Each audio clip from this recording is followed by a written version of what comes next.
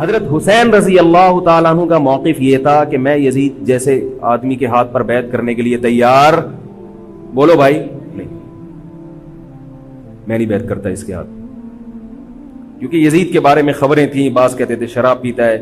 حضرت مفتی محمد تقی عثمانی صاحب کا انہوں نے فرمایا ہے کہ کسی مستند روایت سے ثابت نہیں ہے شراب پینا، روایتیں ہیں مگر کوئی اوتھینٹک روایت نہیں ہے۔ تو اب نتیجہ کیا نکلا کہ حضرت حسین رضی اللہ تعالیٰ عنہ کے پاس کوفہ سے خطوط آئے۔ کوفہ کا گورنر تھا ابن زیاد، وہ بھی یزید کا آدمی تھا، بڑا ظالم آدمی تھا وہ۔ اہل کوفہ کے خطوط آئے کہ آپ آ جائیں یہاں پر، یہاں سب لوگ آپ کے ہاتھ پر بیعت کرنے کے لیے تیار ہیں۔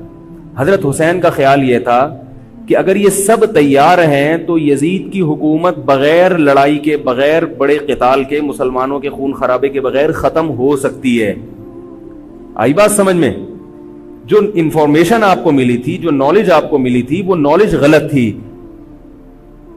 اگر وہ نالج صحیح ہوتی تو حضرت حسین کبھی کربلا کی طرف رخ نہ کرتے، کیونکہ حضرت حسین کا موقف بھی یہی تھا کہ مسلمانوں کی تلواریں آپس میں نہ چلیں۔ حضرت حسین رضی اللہ تعالیٰ عنہ کے پاس جب 50 سے زیادہ خطوط آئے ہیں اہل کوفہ کی طرف سے کہ آپ آئیے، آپ آئیے، آپ آئیے، تو پہلے حضرت حسین رضی اللہ تعالیٰ عنہ نے اپنے رشتہ دار جو آپ کے چچزاد تھے مسلم بن عقیل، ان کو بھیجا۔ نتیجہ کیا نکلا؟ مسلم بن عقیل کا وہاں پر حکومت نے گرفتار کر کے ان کو قتل کر دیا۔ اب یہ ایک ایسا ظلم تھا جس کے ظاہر ہے کہ کسی کو سفیر بنا کے بھیجا جائے، کسی کو حال احوال دیکھنے کے لیے بھیجا جائے، اور حضرت حسین کی نیت ہرگز بغاوت کی نہیں تھی، مگر کوفہ کے گورنر کو اور یزید کو یہ خیال تھا کہ خلافت کے اصل اہل یقیناً یہی ہیں، کہیں ایسا تو نہیں ہے کہ یہ امیر بننا چاہتے ہیں، یہ خلیفہ بننا چاہتے ہیں۔ ایک خوف اس کے دل میں بیٹھ گیا تھا، ایک لاشعور میں خوف ہوتا ہے نا، انسان کے دل میں بیٹھ جاتا ہے کہ آپ 100 دفعہ بھی کہیں بھی میری یہ نیت نہیں ہے، مگر وہ ڈر رہا ہوتا ہے کہ یار یہ کچھ کر نہ لیں۔ تو جب مسلم بن عقیل کو شہید کیا گیا، حضرت حسین رضی اللہ تعالیٰ عنہ جا چکے تھے۔ جب حضرت حسین رضی اللہ تعالیٰ عنہ کوفہ کی طرف جا رہے تھے، بہت سارے صحابہ نے آپ کو منع کیا، جن میں عبداللہ ابن عمر رضی اللہ تعالیٰ عنہ بھی تھے، عبداللہ ابن عباس رضی اللہ تعالیٰ عنہ بھی، کہ آپ یہ کام نہ کریں۔ بعض نے تو کہا کہ ہمیں آپ کی شہادت کا یقین ہے، کیونکہ جس حالات میں آپ جا رہے ہیں حکومت یہ سمجھے گی کہ بغاوت کرنے آ رہے ہیں، لہذا وہ آپ کو کیا کرے گی؟ اس بیس پہ قتل نہیں کرے گی کہ آپ نواسہ رسول ہیں، کیونکہ وہ بھی مسلمان تھے، اس بیس پہ قتل کرے گی کہ آپ کی نیت کیا ہے؟ حکومت کے خلاف بغاوت۔ تو ان کے پاس ایک اپنے آپ کو برحق ثابت کرنے کے لیے ایک دلیل ہوگی کہ حکومت کا باغی جو بھی ہو اسے کیا کر دو؟ قتل۔ رسول اللہ صلی اللہ علیہ وسلم نے فرمایا، صحیح حدیث ہے، کہ جب مسلمان کسی ایک امیر پہ جمع ہو جائیں تو اس کے خلاف جو بھی اٹھے، نبی نے فرمایا اس کو قتل کر دو، کائنم من کان، چاہے وہ اس کے خلاف اٹھنے والا کتنا ہی نیک کیوں نہ ہو۔ یہ حدیث کے الفاظ ہیں۔ حضرت حسین کا موقف یہ تھا کہ میں نے ابھی تک یزید کی خلافت اور حکومت کو تسلیم نہیں کیا، لہذا میں اس وعید میں داخل نہیں ہوں۔ اب ہوا یہ کہ حضرت حسین رضی اللہ تعالیٰ عنہ جب گئے ہیں اور کربلا کے مقام پہ پہنچے ہیں، تو وہاں آپ رضی اللہ تعالیٰ عنہ کو مسلم بن عقیل کی شہادت کا بھی پتہ چلا، اور اندازہ ہوا، میں بہت شارٹ کر کے سنا رہا ہوں، اندازہ ہوا کہ حالات ایسے نہیں ہیں جیسے میں سمجھ رہا تھا۔ عبید اللہ جو ابن زیاد تھا بدبخت، اس نے حضرت حسین کو یہ کہا کہ بغیر کسی شرط کے حضرت حسین کو گرفتار کر کے لاؤ اور میرے ہاتھ پر بیعت کراؤ۔ یہ رسول اللہ صلی اللہ علیہ وسلم کے نواسے کی توہین تھی کہ آپ صلی اللہ علیہ وسلم کے نواسے ہیں اور ان کے ساتھ ایسے معاملہ کیا جائے جیسے ایک عام شخص کے ساتھ معاملہ کرتے ہیں۔ ان کو گرفتار کر کے معاذ اللہ گھسیٹ کے لاؤ اور میرے ہاتھ پر بیعت پر کیا کرو، ان کو مجبور کرو۔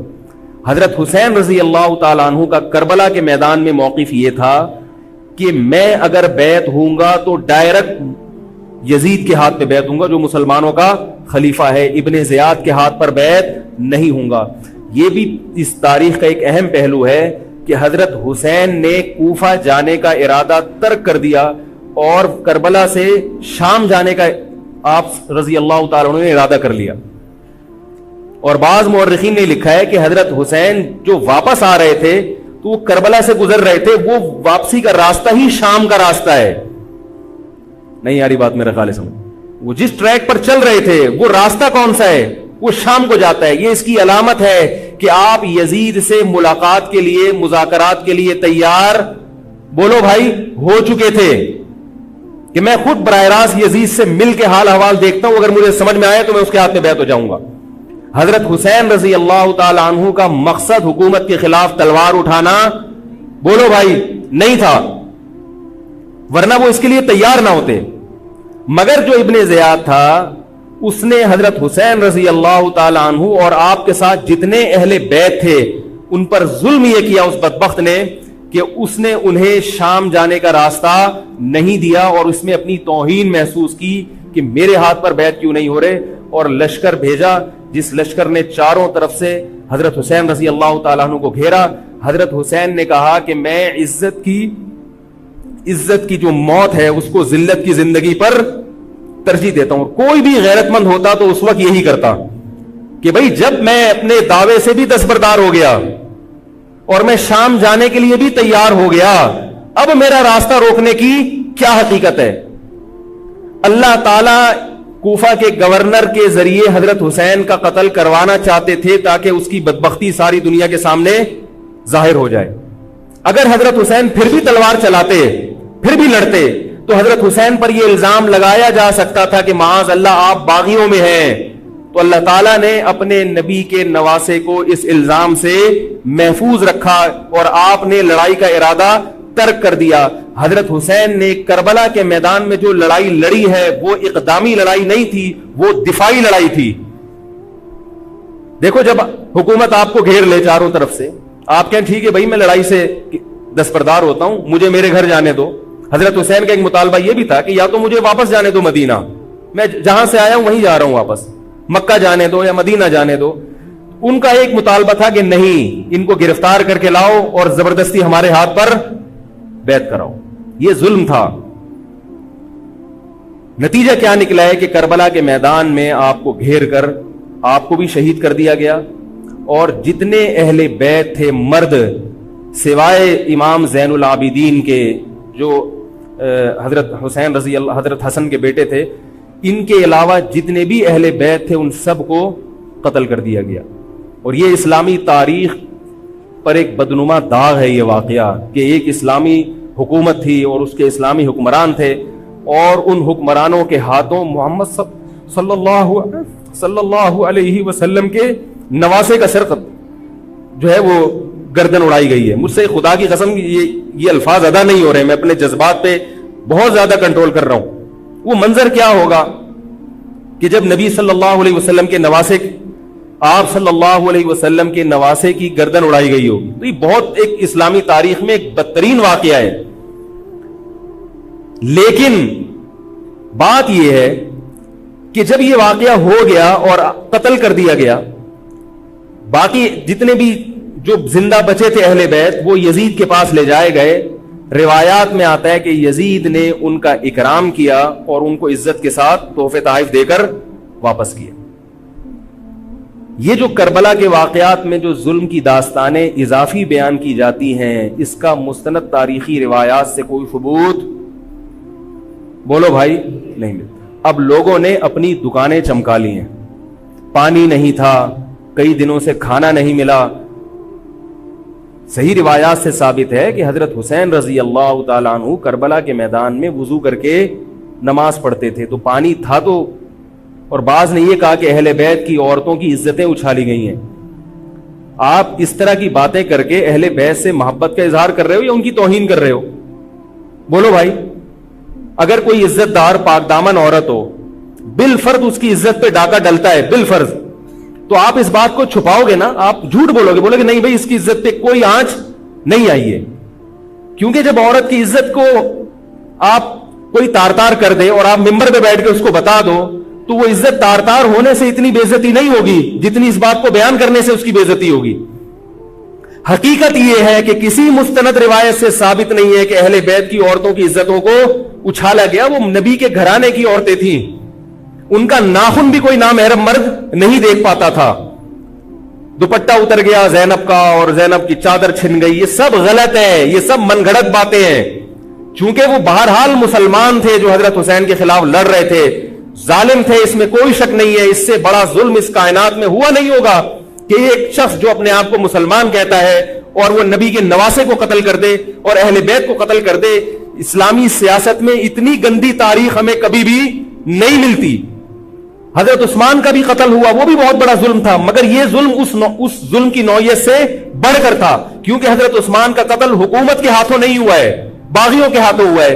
یہاں حضرت حسین کا قتل کس کے ہاتھوں ہوا ہے؟ حکومت کے ہاتھوں ہوا ہے, جس پر لوگ بیعت کر چکے تھے.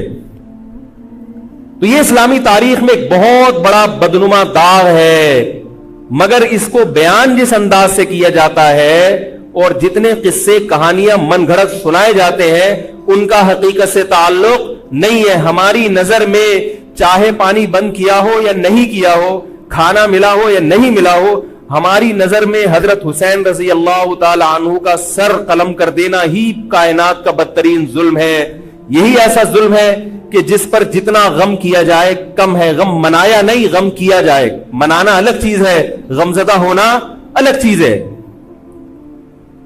لیکن جو آگے اس میں تڑکا لگایا جاتا ہے اس کا حقائق سے تعلق بولو بھائی نہیں ہے. یہ دکانیں ہیں جو چمکائی, اس میں سب برابر ہیں, شیعہ بھی سنی بھی. بہت سارے سنی علماء بھی کربلا کے واقعے کو بہت ہی بھیانک انداز سے بیان کرتے ہیں, اور مقصد کیا ہوتا ہے؟ پبلک کو رلانا. ایک رونا وہ ہوتا ہے جو خود سے آئے, اور ایک رونا ہوتا ہے باقاعدہ آپ کو آرڈر پہ رونے کے لیے اور رلانے کے لیے بلایا جائے. وہ رمضان میں نے بتایا تھا نا کہ میں نے ختم قرآن پہ دعا کی تو مجھے رونا آ گیا, بہت زیادہ رونا آیا. اگلے دن ایک صاحب کہنے لگے مولوی صاحب آج بھی ایسی ایک دعا ہو جائے. میں نے کہا میں آرڈر پہ نہیں روتا, میں آرڈر پہ نہیں روتا. اب تو آ بھی رہا ہوگا تو نہیں آئے گا. نہ انسان کسی کے مشورے سے ہنس سکتا ہے اور نہ انسان کسی کے مشورے سے رو. اگر آپ کسی کے مشورے پہ رو رہے ہیں اس کا مطلب ڈرامے بازی. آپ کو فلم کا ایکٹر ہونا چاہیے, آپ کو ڈرامے جوائن کرنے چاہیے, وہاں آپ اچھے چل سکتے ہیں. جیسے کہ ہمارے ایک مشہور اسکالر ہیں, ان کے بارے میں لوگ یہ کہتے ہیں ان کو فلموں میں ہونا چاہیے تھا, پتہ نہیں یہ جیو پہ کیوں آ رہے ہیں. وہ آرڈر پہ روتے بھی ہیں, آرڈر پہ. اب چونکہ یوٹیوب کا دور ہے, میں پہلے جو کربلا کے واقعات جو لوگ بیان کرتے ہیں ان کی تقریریں نہیں سنتا تھا. اب کیا ہوتا ہے, بعض دفعہ بیٹھے ہوئے ہیں کہیں سفر پہ جا رہے ہیں تو یوٹیوب کی ویڈیو, ہم نے کہا چلو یار ہم بھی سن لیں. ایسی چہک چہک کے منہ بنا بنا کے گھما گھما کے تقریریں ہوتی ہیں, لگتا ہے کہ یہ باقاعدہ ایک ڈرامہ ہے, اداکار ہے, فنکار ہے جس کو ڈرامے بازی کے لیے یہاں. یہ حضرت حسین کی شہادت کو کیش کرا رہے ہیں. یہ حضرت حسین سے محبت کرنے والے نہیں ہیں, یہ ان کی شہادت کو دیکھو. اس کی مثال ایسے جیسے کوئی محلے میں مر گیا, کسی سیٹھ کا بیٹا مرا, اب آپ کو سیٹھ سے قرضہ چاہیے تو سب سے زیادہ آپ رو گے نا, تاکہ سیٹھ صاحب سمجھیں کہ محبت سب سے زیادہ کس کو ہے؟ آپ کو. تو آپ اس کی بیٹے کی موت کو کیا کرا رہے ہو؟ کیش کرا رہے ہو. بعض لوگ کسی کی شہادت کو کیش کراتے ہیں, کسی پہ ظلم کو کیش کراتے ہیں. تو میں پھر عرض کروں کہ بہت بدترین واقعہ ہے. حضرت حسین رضی اللہ تعالیٰ عنہ کا سر لے جایا گیا یزید کے پاس. یزید بدبخت نے چھڑی سے آپ کے ہونٹوں کو چھوا. وہاں صحابی رسول نے فرمایا کہ ایسا مت کرو. فرمایا اللہ کی قسم میں نے ان ہونٹوں پہ بارہا محمد صلی اللہ علیہ وسلم کے ہونٹ رکھے ہوئے دیکھا ہے. بارہا میں نے دیکھا ہے کہ محمد صلی اللہ علیہ وسلم نے ان ہونٹوں کا بوسہ لیا ہے. بارہا میں نے دیکھا ہے. ان صحابی کے دل پہ کیا گزر رہی ہوگی جو حضرت حسین کے ساتھ یہ حرکت دیکھ رہے ہوں گے, جبکہ اسی حسین کو انہوں نے بارہا نبی کی گود میں بھی دیکھا اور بارہا نبی کے ہونٹوں کو بھی ان ہونٹوں سے مس ہوتے ہوئے دیکھا. تو جب یہ سر ان کے سامنے رکھا ہوگا اور اس کے ساتھ یہ حرکت ہو رہی ہوگی, ان صحابی کے جذبات کیا ہوں گے. مگر اس کے باوجود جو بتانے کی بات ہے, جو میں بتانا چاہتا ہوں, انہوں نے یزید کے خلاف بغاوت نہیں کی کہ جس یزید نے حضرت حسین کا یہ حشر کر دیا ہو, اگر اس کے خلاف بغاوت ہوگی تو باقی مسلمانوں کا کیا حشر کرے گا. اس میں صبر کی تلقین بھی صحابہ نے بتائی ہے. کہ حاکم کے مظالم کو برداشت کیا جائے, زبان سے اس کو ہائی لائٹ کیا جائے کہ غلط ہو رہا ہے, تلوار نہ اٹھائی جائے. بات نہیں آ رہی میرے خیال ہے سمجھ میں, کیونکہ آج ایک واقعہ ہوا ہے, ورنہ کربلا جیسے درجنوں اور واقعات ہو جائیں گے. تو صحابہ کرام کی سیرت میں ہمیں ہر طرح کے اسباق ملتے ہیں. تو میں یہ عرض کر رہا تھا کہ یہ ہے وہ کربلا کا واقعہ جس کا میں نے آپ کو خلاصہ بیان کیا. اس کے بعد کیا ہوا ہے کہ یہ جو بنو امیہ کی حکومت تھی, اس کی وہ ویلیو صحابہ کرام کے دل میں نہ رہی جو پہلے کسی حد تک برقرار تھی. یہ بہت ایک حکومت کے خلاف لوگوں کے دل میں بغض پیدا ہو گیا, اور بالآخر بغاوتیں شروع ہوئیں. لیکن جمہور صحابہ کا موقف پھر بھی یہی تھا کہ حکومت کے خلاف بغاوت جائز, بولو بھائی, نہیں. اور اسی طرح کے ظالم لوگ آتے رہے, اور انہی کی اولادوں میں بنو امیہ میں اللہ نے پھر عمر ابن عبدالعزیز کو پیدا کیا. عمر ابن عبدالعزیز بھی انہی ظالم لوگوں کی اولاد تھے, مگر اسلام چونکہ قیامت تک رہنے کے لیے آیا ہے تو اللہ کو اپنا دین محبوب ہے, اللہ غیب سے انتظام کرتے ہیں. عمر ابن عبدالعزیز جیسے ہی حکومت میں آئے ہیں, خلیفہ بنے ہیں, آپ رضی اللہ تعالی عنہ نے وہ بنو امیہ کی جو جاہلانہ چیزیں تھیں ان سب کو ختم کر دیا. حکومتی ملکیت کو جو ذاتی خزانہ لوگ سمجھنا شروع کر دیا تھا اس کو ختم کیا. عمر بن عبدالعزیز کی ایک تاریخ ہے, ان کو 5واں خلیفہ راشد کہا جاتا ہے. علم حدیث کو مرتب کیا گیا, فقہ کو مرتب کیا گیا, حدیث کا علم ضائع ہو رہا تھا. آپ نے حکم دیا کہ اکتب ما کان من حدیث رسول اللہ صلی اللہ علیہ وسلم فإنی اخاف ضیاع العلم والعلماء. فرمایا مجھے علم اور علماء کے ضائع ہونے کا خطرہ ہے, محمد صلی اللہ علیہ وسلم کی حدیثوں کو ریٹن فارم میں لایا جائے. تو باقاعدہ پھر حدیث کو باقاعدہ جمع کیا گیا کتابوں کی شکل میں, اور آج ہمارے پاس وہ حدیث محفوظ ہیں.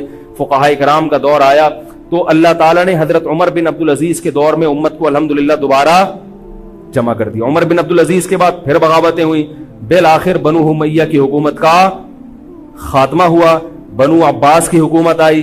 مگر بنو عباس کی حکومت آنے سے بنو امیہ کی حکومت مکمل ختم نہیں ہوئی. وہی ہوا کہ آپ نے اچھی نیت سے بغاوت کی, مگر اس کا نقصان زیادہ. وہ کیا ہوا, بنو امیہ بھاگ گئے, اندلس میں حکومت قائم کر لی, اور ادھر بنو عباس کی. تو یہ تاریخ میں پہلا واقعہ تھا کہ اسلامی خلافت 2 حصوں میں ڈیوائیڈ ہو گئی. اس کے بعد آج تک ایک جگہ مسلمان جمع نہیں ہو سکے. کیوں؟ مسلمانوں نے اس حدیث کی مخالفت کی کہ امیر کے خلاف بغاوت, بولو بھائی, نہیں کرو. اب میں آپ سے ایک بات کہتا ہوں کہ بالآخر ڈیوائیڈ ہوتے ہوتے ہوتے ہوتے آج پتہ نہیں کتنے سارے اسلامی ملک بن گئے. پاکستان میں الگ ہے, سعودی عرب کی پالیسیاں الگ ہیں, دبئی الگ چل رہا ہے, قطر اور سعودیہ کا پھڈا ختم نہیں ہو رہا. 1920 تک تو پھر بھی خلافت عثمانیہ تھی, اگرچہ پوری دنیا پہ نہیں تھی. ہندوستان میں الگ حکومت تھی, خلافت عثمانیہ الگ تھی, اندلس میں الگ حکومت تھی, مگر پھر بھی مسلمانوں کی 3-4 بڑی بڑی حکومتیں تھیں جو ایک, اور کسی حد تک ان میں اتحاد تھا. 1920 میں وہ بھی ختم, اور اتنے سارے ممالک وجود میں آ گئے, سب کی الگ الگ پالیسیاں ہیں. اب جو آدمی خلافت کے نام پہ جہاد کی بات کرتا ہے وہ لوگوں کو ایک امیر پہ جمع نہیں کرے گا. جتنے ملک بن چکے ہیں نا, ان کو مزید توڑ کے, اگر یہ 20 ہیں تو 40 بنا دے گا ان کو. بہت مشکل ہے سمجھانا بھائی. اب اگر کوئی کہتا ہے نا ظالم حاکم کے خلاف تحریک چلاؤ, آؤ ہمارے ساتھ مسلح بغاوت میں شامل ہو, ہم حکومت کے خلاف تلوار اٹھائیں گے, تو نتیجہ کیا نکلے گا؟ یہ سارے مل کے ایک امیر نہیں بن جائیں گے. یہ اگر 20 ہے نا تو کتنے ہو جائیں گے؟ بولو بھائی, 40. جیسے جو جماعت المسلمین بنی نا کہ 4 فقہ ہیں, حنفی, شافعی, مالکی, ہم بھی یہ نہیں مانتے, تو سب کو ختم کرو, ایک بناؤ. تو اس ایک بننے سے یہ ختم نہیں ہوئے, بلکہ 4 کے بعد کتنے آ گئے؟ 5 ہو گئے. نہیں آ رہی بات میرا خیال؟ آ رہی ہے الحمدللہ. اور بھی جو بھی اس کی باتیں کر رہے ہیں نا امت کو اتحاد کے لیے, آ جاؤ میرے پاس آ جاؤ, تو وہ 6واں بنا رہا ہے, 7واں بنا رہا ہے, پھر 8واں بنا رہا ہے, ایسے بنتے چلے جا رہے ہیں. او بھائی جو ہے وہاں بریک لگا دو, اللہ کا واسطہ روک دو ان کو, کوئی بات نہیں, 4 ہیں, جو جس کو فالو کرے ٹھیک ہے, کچھ نہیں ہوتا اس سے, ہمیشہ سے چلے آ رہے ہیں. تو اب اگر ایک خلیفہ نہیں ہے, ہونا تو چاہیے ایک ہی خلیفہ, نہیں ہے تو جو ہے اسی پہ گزارا کرو, ورنہ اس سے بھی جاؤ گے, اس سے بھی جاؤ گے. تمہاری کوئی مضبوط طاقت اور قوت ہوگی نہیں. کافر جب چاہے گا تمہیں ٹیشو پیپر کی طرح استعمال کر کے پھینک دے گا. تو کربلا کے واقعہ سے ہمیں کیا سبق ملتا ہے علامہ ابن تیمیہ رحمہ اللہ تعالی فرماتے ہیں کہ جمہور صحابہ کی جو رائے تھی، حضرت حسین رضی اللہ تعالیٰ عنہ کی بھی اپنی ایک رائے تھی، مگر ابن تیمیہ رحمہ اللہ فرماتے ہیں کہ اگر حضرت حسین رضی اللہ تعالیٰ عنہ کربلا کی طرف خروج نہ کرتے تو ابن تیمیہ کی رائے یہ ہے کہ یہ زیادہ بہتر تھا. اب آپ کہیں گے کہ صحابی رسول کی رائے سے اختلاف کر رہے ہیں، نہ وہ کہہ رہے ہیں وہ جو جمہور صحابہ تھے جو حضرت حسین کو منع کر رہے تھے وہ بھی تو صحابہ تھے. حضرت حسن بھی تو صحابی تھے. حضرت حسن نے حضرت معاویہ کے خلاف لڑائی نہیں لڑی. تو صحابہ کی دو رائے تھی، جمہور ایک طرف تھے. تو فرماتے ہیں اگر یہ نہ ہوتا تو زیادہ بہتر تھا. لیکن حضرت حسین رضی اللہ تعالی عنہ کے بارے میں ہمارا موقف یہ ہے کہ وہ یہ سب کچھ اس وقت کے جو حالات تھے اس میں کوئی بھی ہوتا اور غیرت مند ہوتا تو وہ یہ کرنے پر مجبور تھا. اور اس میں دھوکہ کس نے دیا حضرت حسین کو؟ اہل کوفہ نے، جس کا حضرت حسین کو علم